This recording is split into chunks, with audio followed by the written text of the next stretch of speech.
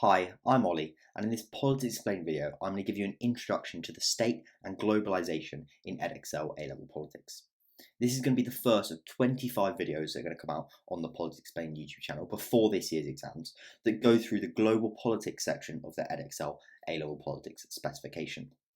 In this video, I'm going to start by going through the parts of the specification this video covers, before having a look at some potential essay questions, both 12 markers and 30 markers, and all of these you can find on the Politics Explained website, a full set of essay plans and 12 marker plans to help you in your A-level for these. I'm then going to go into what is the nation state, so starting off by looking at the nation state, national sovereignty, and realist and liberal interpretations of it, before looking at globalisation, its three key components in political globalisation, economic globalisation, and cultural globalisation, before looking finally at how globalisation and the nation state interact by having a look at the impact of globalisation on the state system. The notes you can see on your screen are part of an updating textbook on global politics that you can purchase on the Politics Explained website, where you can also find loads of other resources to help you in your politics A-level, including updating textbooks covering all of the different parts of the course. Essay plans covering all of the different parts of the course, a place to sign up for some live revision webinars we're going to be doing before this year's exams, and a place to sign up for tutoring if you're interested. But yeah, without further ado, let's get into it. So, in terms of the parts of the specification, these notes and this video is going to cover, it's the start of the global politics specification. So, the topic is the state and globalisation, and we're going to give an introduction to the state, the nation state, and national sovereignty. We're going to have a look at globalisation, so the process of globalisation, the idea of the globalisation as a complex web of interconnectedness, and then also looking at the impact of globalisation on the state system. So all of these things are going to be not only really useful for answering essays and 12 marker questions on the kind of state and globalisation topic, they're also really useful foundational understanding that's going to really help you across the different topics in the global politics part of the course. In terms of potential essay questions, so below kind of possible 12 markers and 30 mark essay questions cover the whole of the state and globalisation topic. And as I mentioned, the ones in bold you can find essay plans for or 12 marker plans for already on the Politics Explained website.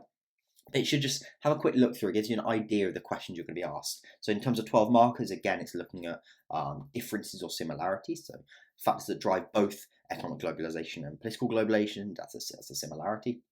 Same with economic and cultural globalisation. So again, looking at these different types of globalisation, and this video is hopefully going to be really useful for that. Later, we're going to have a look in a future video at different perspectives on globalisation. So that's where that comes in terms of hyper-globalisers, globalisation, skeptics, and transformationalists in the middle. And also some looking at the differences between economic globalisation and political globalisation and cultural globalisation. So there's some of the 12 marks you can get. And then in terms of these 30 markers, there's no overall questions about whether globalisation has been successful, so whether it has more advantages than disadvantages. There's questions about how it relates to national sovereignty, and this topic, this video in particular, is going to be really useful for that. And then future videos are going to help in terms of looking at its effectiveness in reducing poverty, its impact on the environment, and whether globalisation is under threat. So as I said, you can find, for all of those questions in bold, you can find essay plans on the Politics Explained website, which should be helpful in your politics A-level if you want to purchase them. But yeah, without further ado, let's get into it, and starting off with, what is the nation state?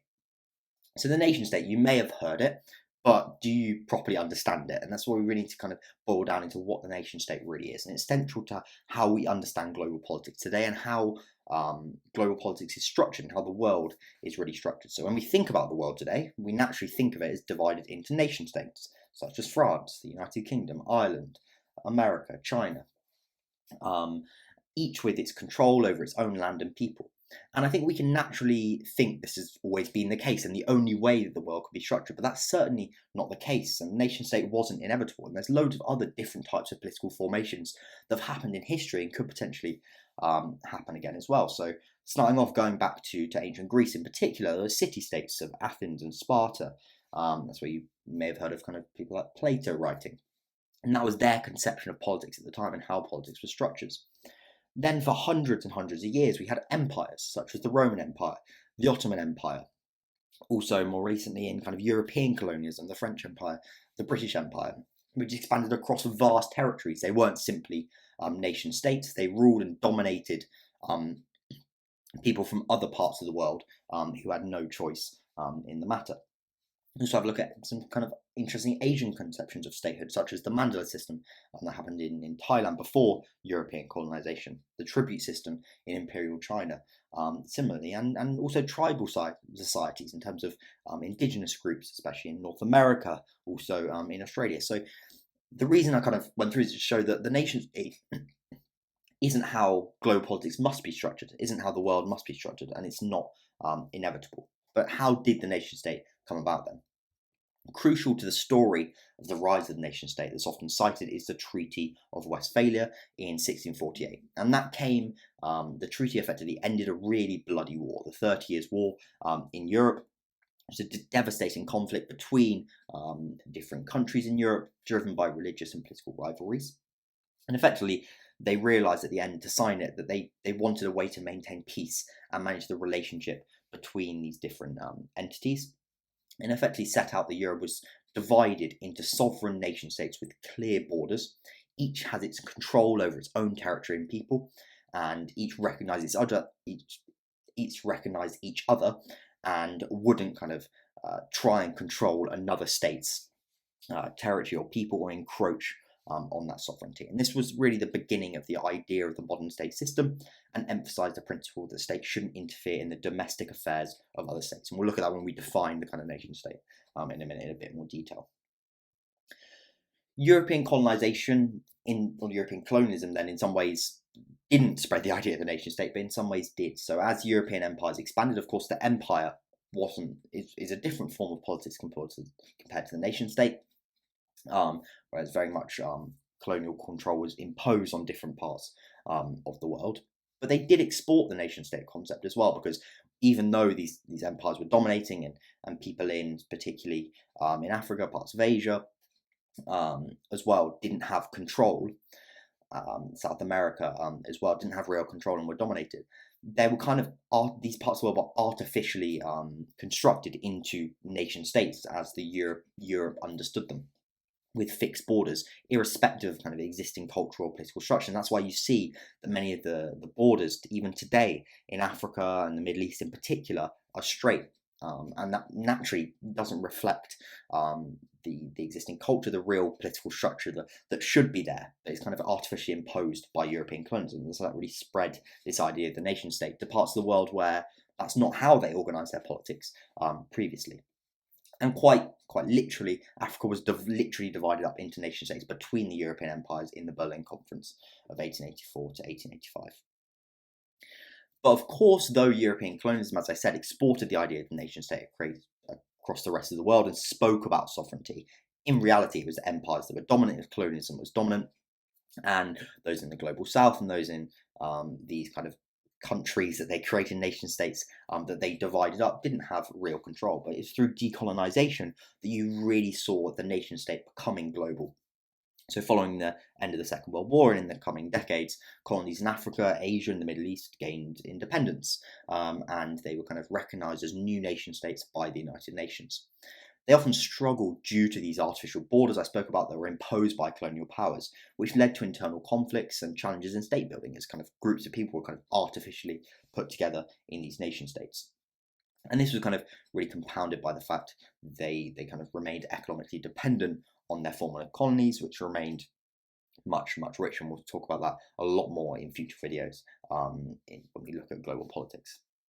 So yeah, but that's when the nation state became truly global. It's in the kind of 60s, in the 70s. So then how do we define the nation state? So the nation state as a political unit is defined by 4 central characteristics. First of all, borders, so a defined territory. It has recognised borders within which it is able to exercise control. It has a permanent population, so Antarctica, for example, is not a nation state, as it doesn't have a kind of stable population of citizens who live within its borders and kind of share some kind of certain legal, cultural, or historical bonds.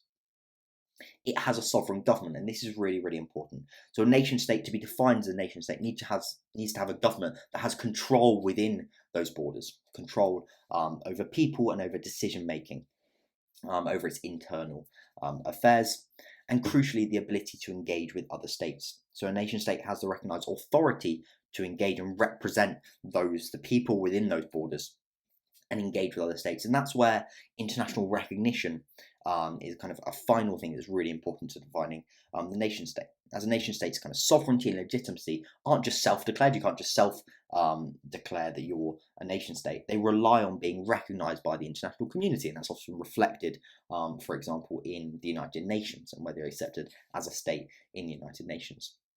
So, though we kind of think of it in terms of defined territory, permanent population, sovereign government, there may be areas that have those things, parts of the world that have those things, but aren't recognised as states because they aren't recognised as such by the international community or parts of the international community. And a really good example of that here is Taiwan.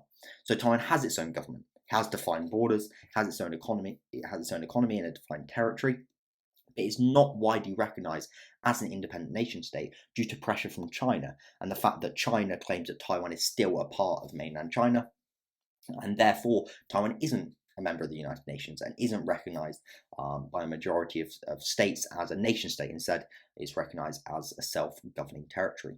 By contrast, you can look at somewhere like South Sudan, which is kind of one of the most recent countries in the world, became an independent nation state in 2011, and one of the things that actually bolstered its status as a nation state was international recognition. It became a member of the United Nations, and it was recognised by other countries, particularly powerful countries, as a new nation state. So, 4 key characteristics when we're defining a nation state: borders, a permanent population, a sovereign government that has control, and the ability to engage with other states. But underlying that and kind of linking into that 4th one as well is the importance of international recognition in defining statehood. An interesting thing to have a look at in specification is the difference between citizenship and nationality, and that's quite useful to understanding nation states and the difficulties that nation states face, particularly in the context of globalisation. So citizenship is simply kind of whether you have a passport. It's a person's legal status within a state, which grants them kind of the rights and responsibilities, such as the right to vote, but also the responsibility to pay taxes, and the responsibility to kind of, or the right to receive protection under the law. But nationality is a bit different. It's much more about cultural or ethnic identity. It's about a shared history, language, or heritage. And in a nation state where it's effective and there's effective control and stability, there's often an alignment between citizenship and nationality. So those who are given citizenship have the nationality of that state. For example, in Japan, the majority of those who have Japanese citizenship share a common national identity. But that's not always the case, and it often causes problems for a nation state and a nation state's control when there's a bit of conflict between the citizenship and the nationality, or a bit of complication. So in Switzerland, people of different linguistic and cultural backgrounds, so German, French, Italian, all hold Swiss citizenship. But their sense of nationality may vary based on regional identities, so that's not where it aligns. Palestinians, for example, may identify with a Palestinian nationality, even if they hold citizenship in other countries, because Palestine isn't internationally recognised as a nation state. So national identity can exist independently of legal state recognition. And as I said, nationality and identity can pose significant challenges to nation states. If there's different nationalities and national identities within a nation state, that can lead to separatism. Countries breaking up, or parts of a country wanting to leave and become itself. For example, Scotland's a really good example of that. There's different concept of national identity within the United Kingdom, and that poses a big threat to the nation state of the United Kingdom. Of course, that hasn't led to war in the United Kingdom, as it has in the past, but in different parts of the world it has led to war and much more conflict as well. So that's the idea of the nation state, how it kind of came to be, how it ultimately wasn't inevitable, and how we think about it today. Really linked into the nation state is national sovereignty. This is kind of one of the characteristics of a nation state. The fact that there's a kind of a sovereign government with control within those borders. So national sovereignty refers to a state's authority over its territory and the people within that nation state, free from external interference. So it's a really key principle of the modern international system, and when we think about it, it's really useful to break it down into internal sovereignty and external sovereignty. So internal sovereignty is kind of really simply the ability to manage its own internal affairs within its borders, over its people. So making and enforcing laws, maintaining order, managing its economy, the stuff that we think that governments do, that the UK government, for example, does. External sovereignty, by contrast, is a state's recognition from other states and international bodies. And external sovereignty allows a state to engage in foreign policy, form treaties, and participate in international organizations. So, in the same way that a nation state can be defined not only in terms of its kind of control within its borders, control over permanent population, but also from recognition from other states, it's exactly the same in terms of sovereignty. When we think about national sovereignty, not only is it internal sovereignty, you also need external recognition to kind of really exercise sovereignty. And globalization, which we're going to look at in much more detail in a minute, poses significant problems to national sovereignty in 21st century global politics. So political globalization, when we're talking about political globalization, we're talking about international governmental organizations.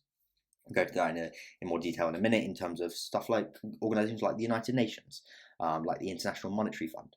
They kind of pose challenges to national sovereignty, as they require states to adhere to international agreements or laws which can limit their full autonomy in areas like human rights or environmental policies. For example, Libya, as a member of the United Nations, has kind of agreed to uphold human rights. And in 2011, the UN Security Council sanctioned intervention in Libya. So international military intervention in Libya, as it thought it wasn't upholding human rights. So that shows how the political globalization, the membership of an international governmental organization, limited its internal sovereignty, as that limited the government's ability to completely control its internal affairs, because an outside actor was coming and deciding, no, you're not able to, because you haven't upheld human rights, so we're going to intervene militarily. Regionalism arguably goes even further. Again, all of these we're going to look at in way more detail in future videos in different parts of the specification. But regionalism, we're thinking about regional organisations like the European Union, where states come together and give up some control over areas in order to work together. For example, trade is the key one in the European Union. Each nation state that's a member of the European Union has decided not to completely control its trade policy, and the European Union collectively manages its trade policy. And that can really be seen as that does erode national sovereignty. Of course, they think it's beneficial, otherwise they wouldn't join it. They have ultimately given up some sovereignty by doing so. Economic globalization has also limited nation states' national sovereignty in a lot of ways. So multinational corporations with great resources, wealth, can pressure governments to adopt favourable policies or tax structures, for example, where previously the national government had complete sovereignty over its economy before globalization. Economic globalization has come in and made sure that's no longer the case. For example, Apple has pressured a lot of countries, including Ireland, to maintain lower corporate tax rates, though of course it's often in those countries' interests as well. And international governmental organisations can also impose economic conditions on states. And we'll look at that in a lot more detail in future videos, especially looking at the International Monetary Fund, the IMF, and the World Bank in particular, and looking at their structural adjustment programs. Other threats to national sovereignty are the rise of terrorist and separatist organisations. So in terms of terrorist organisations, they operate across borders and kind of really often seek to gain territory within certain states. And you saw that with ISIS gaining control over large parts of territory in Syria and Iraq between 2014 and 2019. You can also point to Al-Shabaab, especially in kind of in parts of Africa as well, having success in doing the same. And separatist movements, when we speak of Scotland, for example, or the Catalonian independence movement within Spain, escalated in 2017 into an illegal referendum, Declaration of Independence, and really threatened Spain's national sovereignty over all of its territory and all of its people. Neocolonialism, we're going to look at in a lot more detail as well, is the idea that there's still kind of colonial influence within the world, where there's indirect control from certain states and powerful states such as China, such as the United States, such as still former European empires in the United Kingdom and France in particular, that exert pressure over weaker states still and limit their ability to completely control their own affairs. So China's Belt and Road Initiative, as we'll go through, is an example of this. So it's been criticised as a form of neocolonialism, where countries like Sri Lanka have become really indebted to China. They've taken on a lot of Chinese debt, and that's allowed China to have economic influence and really get its interests within certain infrastructure projects, such as ports, that kind of effectively taking full control over the kind of a port within another country because they have that economic leverage to do so. Humanitarian intervention is another one we're going to look at way more detail but military interventions on the grounds of protecting human rights that were really common, especially in the early 2000s. Can be seen as intervening, impeding national sovereignty of a state, because they decided that state is no longer allowed to completely manage its own internal affairs because it doesn't respect human rights. And then more recently, some key case studies in relation to national sovereignty. To think about the Russian invasion of Ukraine in 2022 is a really key one. So it's a severe violation of Ukraine's national sovereignty, its ability to have control over its people and its territory, and it aimed to exert control over Ukraine's territory, citing security concerns and historical ties, and it really challenged Ukraine's national sovereignty and right to self-governance and territorial integrity, and ultimately directly undermined Ukraine's sovereignty. Since the invasion, of course, Ukraine has mounted significant defence with the support of the international community and received military aid from NATO countries, and economic sanctions have been imposed on Russia. And kind of condemns Russian actions and reaffirmed Ukraine's right to its territorial sovereignty, which shows the importance of mutual recognition. But the conflict has persisted, so Russia really is seeking to, and already has, by taking control over certain parts of Ukraine, undermined the national sovereignty of Ukraine.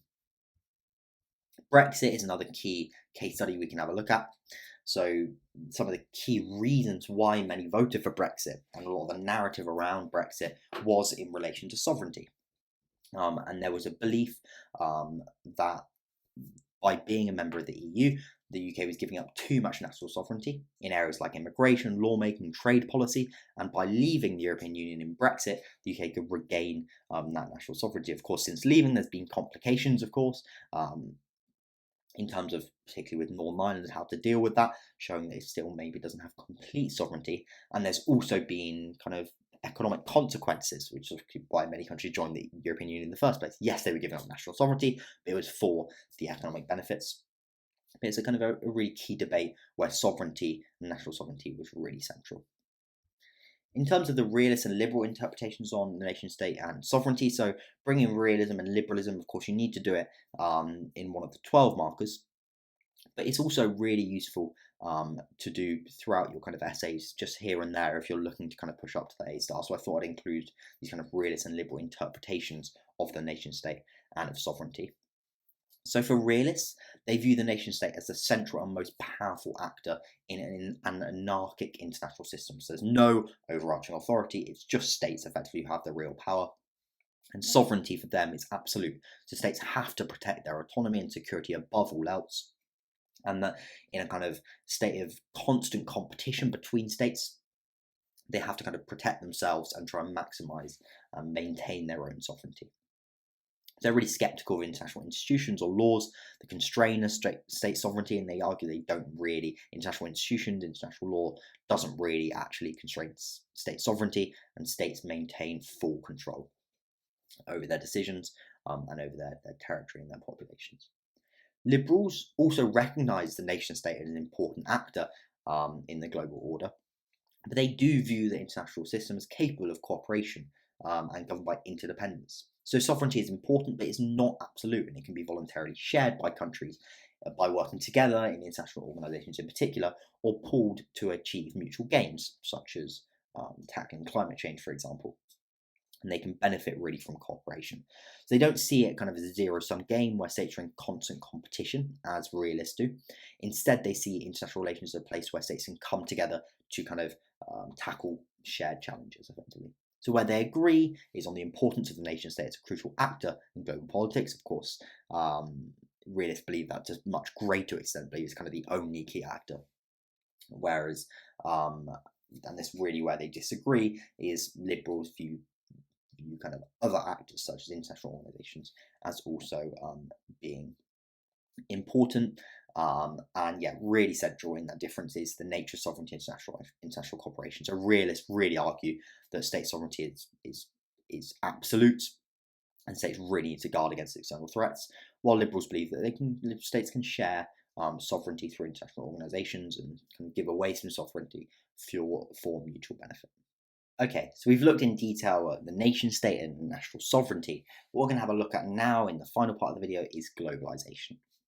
So we're going to really look at what globalization is and its key aspects in political, economic and cultural globalization. Before that, we're going to have a look at what came before globalization. So before the modern era of globalization, the world was organized into largely isolated nation states, empires and regional powers, and there was definitely interaction between them, especially in terms of trade. Um, for example, colonial empires saw interaction between different parts of the world. The Silk Road was a key trade route, but the world was largely organized into quite distant regions that were connected somewhat, but not really interconnected. There wasn't loads and loads of interaction between them, and there was much less interdependence in terms of culture, the economy, and global governance. And that's why you see globalization coming in and really changing this. And starting with that was the rise of industrialization, capitalism, and imperialism in the 19th century. So European powers colonized the rest of the world, exploiting it for its raw materials and its labor. And this was furthered by technological innovation, which is accelerated by the necessities of the Second World War in terms of moving across the world that required huge amounts of equipment, people, and food to be moved really quickly. So World War II effectively made countries far better, especially the United States, at logistics. In fact, the majority of actually the US's troops in World War II were doing logistics. They weren't really fighting. Globalization then accelerated in the post-World War II period, so international institutions such as the United Nations, the WTO, the International Monetary Fund were created, establishing a global framework for managing economic and political cooperation between countries.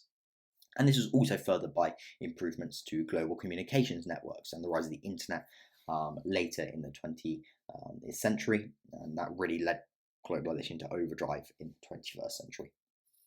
So then what is globalization? How do we define it? Crucially, how the exam board defines it, and I think a really useful way to do so, is the world as a complex web of interconnectedness. So every single part of the world, or the vast majority, is connected to different parts of the world, and it's really interdependent on each other. So something that happens in one part of the world has ripple effects globally, whether that be politically, whether that be economically, whether that be culturally, and that's really crucial. It's across these different dimensions in terms of politics, society, cultural, economic spheres. So the factors driving globalization are deeply connected, reflecting the fact that there's real interlinking of people, countries, institutions, cultures, economies, etc. So social interconnectedness is evident in the global movement of people, driven by migration, tourism, and education, as well as the fact that social media platforms now connect individuals worldwide. So there's really much more social interconnectedness between different parts of the world, and you see that intentionally in movements that transcend national borders. For example, an example that's really good you can use across a wide range of different parts of the global politics specification is Greta Thunberg's Fridays for Future climate movement, that may have started with Thunberg on her own in Sweden, but really spread across the world and had ripple effects politically and economically across the world as it spread through the internet and through social media. Countries are now more linked together than ever through trade agreements, diplomatic relationships, and international organizations, where they're much more interdependent, they interact a lot more, rather than really being independent, completely independent political entities that don't really have much to do with each other, apart from when they used to go to war effectively. And technological advancements, as I've kind of referenced, have been really central to globalization, particularly in transportation. Planes, for example, just really being able to very quickly move across the world. Boats really facilitate a lot of global trade, but also the internet, smartphones, etc. The broken down barriers to trade, communication, and cultural exchange have made the world a lot more interconnected and effectively made the world a lot smaller. So then, starting by having a look at political globalization. So political globalization refers to the interconnectedness and interdependence of political systems across the world and different nation states. And really key to that is the development of global governance structures, so international organizations. So we speak about like the United Nations, like the World Trade Organization. So IGOs are central to political globalization. They provide platforms for countries to come together, discuss global issues, create agreements, and manage conflicts. They really facilitate that cooperation on matters ranging from human rights to the environment. For example, the United Nations was central to facilitating the signing of the Paris Climate Agreement. There's a key kind of political um, thing. So one of the key political challenges for all states in the world is climate change. And what the United Nations, as an international governmental organization, allowed countries to do is to come together and sign something in the Paris Climate Agreement to try and really tackle climate change collectively. So they often require countries to align their domestic policies with global standards, such as in human rights, for example. And that's seen in the United Nations Security Council making decisions on peacekeeping and sanctions for countries that don't uphold these ideals. And that shows there's an interlinking of different political systems, because these values and the behaviour of a country is influenced by international organisations and their values. Supranational organisations, as we spoke about already, regionalism is really important. It's a really advanced form of political globalisation where member states within a kind of quite tight territory cede some of their sovereignty to a higher political entity in exchange for the benefits of economic integration, political stability, and shared security. So really, it's for economic benefits largely, but it also has political benefits. The European Union speaks often as a collective political entity. The European Commission and the head of the European Commission is represented, for example, at the G7. We're going to look at all of these in way more detail in future videos as well. Multilateral diplomacy. It's a lot less now just direct diplomacy between two countries, and a lot more kind of coming together multilateral diplomacy to try and solve issues. The Iran nuclear deal is a really good example of that, where you saw Russia, the United States, France, the United Kingdom, and Iran trying to come together and negotiate a solution to a problem. And global political movements, as I spoke about, Fridays for Future, a really good example of that. You can have a global movement or a form of politics or kind of criticism or challenge that starts in one part of the world can really have ripple effects and spread globally and really quickly develop into a political global movement. So that's political globalization. Economic globalization refers to the increasing kind of interconnectedness of economies across the world. And it's really driven by the expansion of international trade, investment, and the flow of capital, goods, and services across the world. So decisions as kind of markets and countries, economies becoming a lot more integrated, economic decisions in one part of the world can have really big ripple effects in other parts of the world. And this really has implications for national sovereignty, as we spoke about as well. As countries, governments kind of really have left control over their own economies as they're so interconnected with other countries. International governmental organisations are also a key part of this in terms of the World Trade Organization, the IMF, World Bank, which really form a key part of economic global governance. Multinational corporations are also really, really important. So they're key drivers of economic globalization. So they operate across borders and create really intricate global supply chains that go across borders. So something might be manufactured starting in somewhere like China, and the final thing will be done in the United States, but it might go between a couple of other countries in between as well.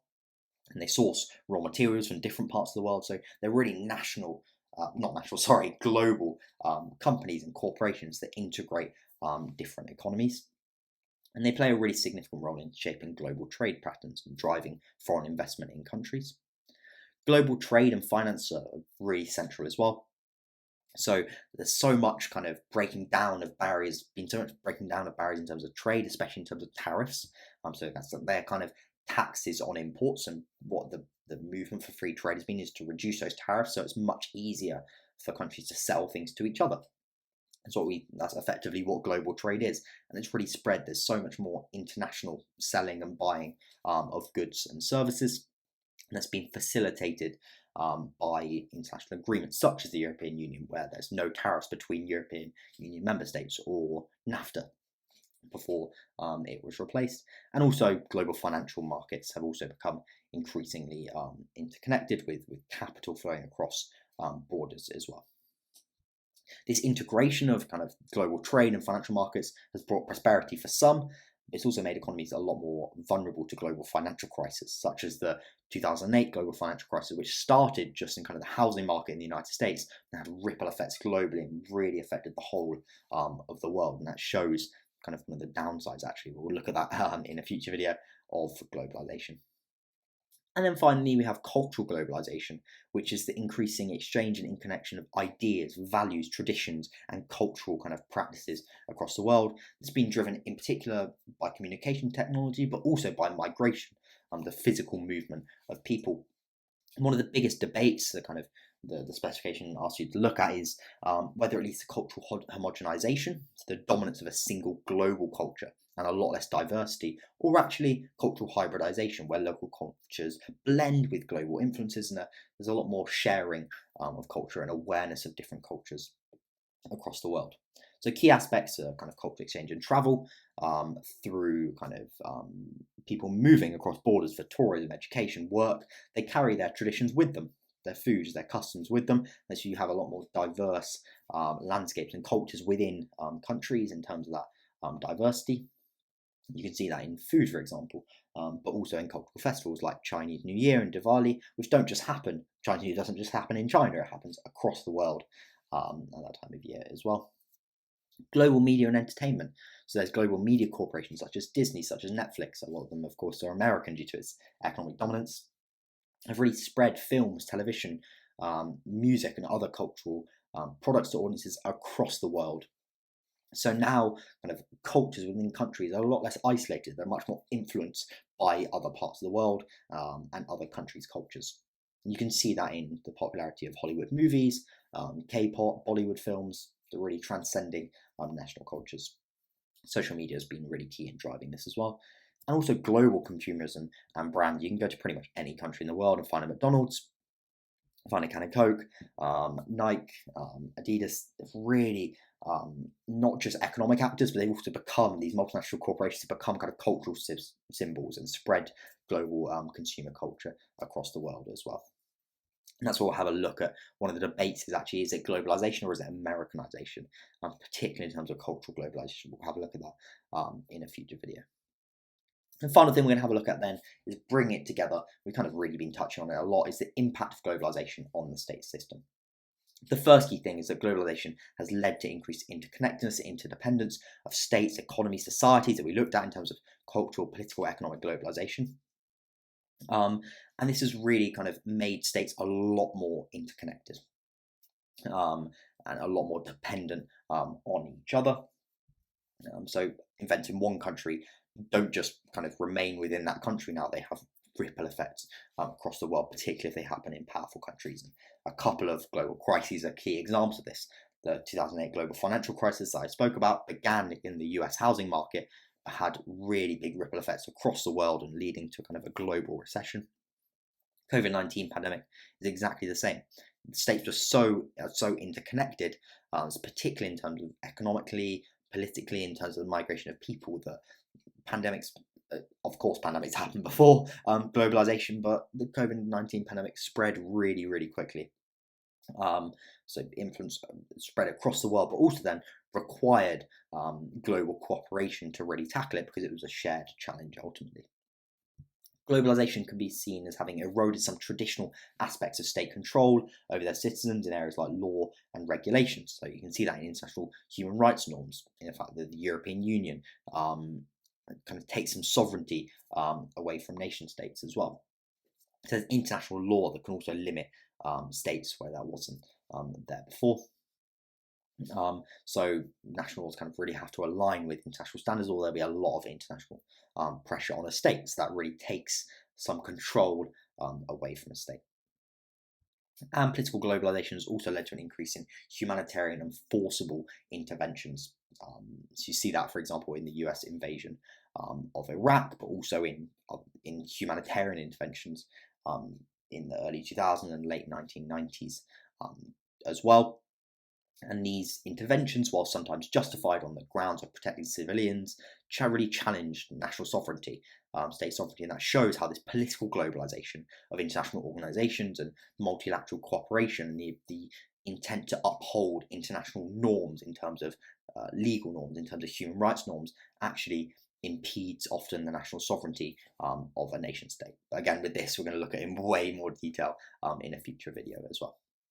So yeah, I'm going to scroll back up to the top just to some of the past and potential essay questions that you kind of may consider some of this content for, as well as some of these 12 markers. But yeah, I hope that video is useful. Please let me know in the comment section below if you have any questions, any comments, and I'll get back to you, and I'll see you in the next video.